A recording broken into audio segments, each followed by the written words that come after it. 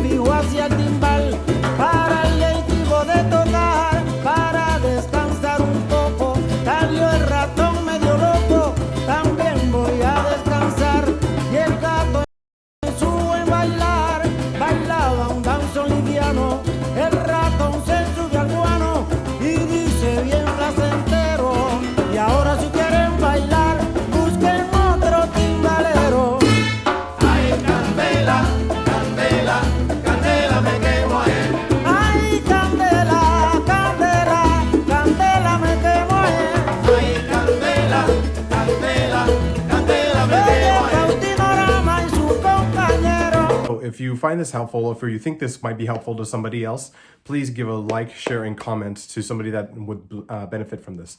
All right, have a nice one.